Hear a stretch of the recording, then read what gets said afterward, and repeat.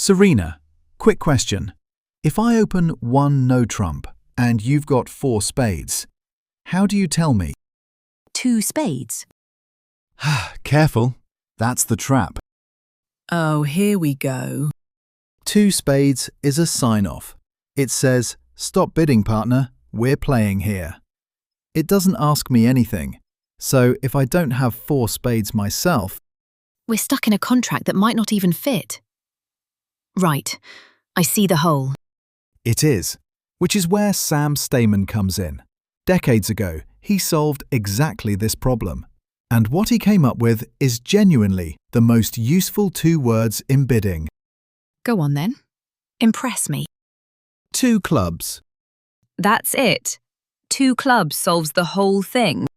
That's it. You respond 2 clubs over my 1, no trump. And it means one thing and one thing only. Partner, do you have a 4-card major? Wait. So it's not about clubs at all. It's a question wearing a club costume. That's exactly it. You might have 0 clubs in your hand. Doesn't matter.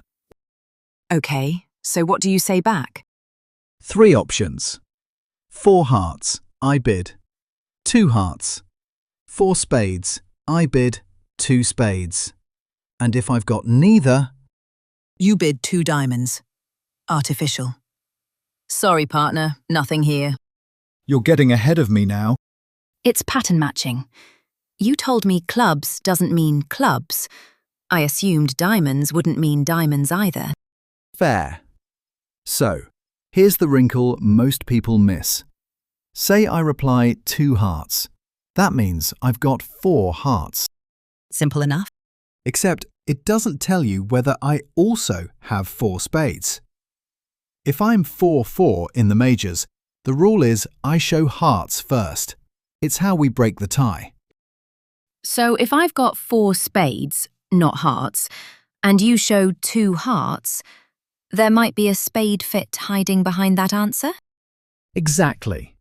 So you don't just raise hearts, you bid 2 spades. Asking one more question. And if you've got 4 spades as well, you raise. If not, you go to no trumps. Right. 2 spades from opener though. That's clean. No ambiguity. Hearts are already ruled out. Okay, I'll admit that's neater than I expected. So, let's run through an actual hand. Before we continue the lesson, if you're finding this video helpful but you're tired of piecing together random tutorials, let's fix that. At yourbridgecoach.com, we teach bridge differently. We replace the fear of math with visual logic, cheat sheets, and tons of insider tricks so the game finally clicks. Finally, you can learn everything in the exact right order. And we lock in what you've learned with interactive quizzes. Whether you're an absolute beginner or a rusty returner, we have a structured path just for you.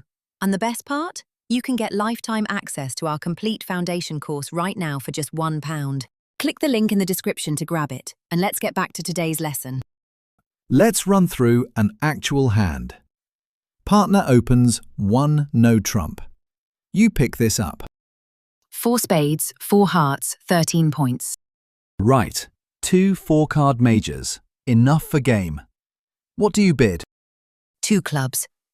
Stayman. Good. And say, partner replies 2 hearts. I've got 4 hearts myself, so that's my fit. And 13 points.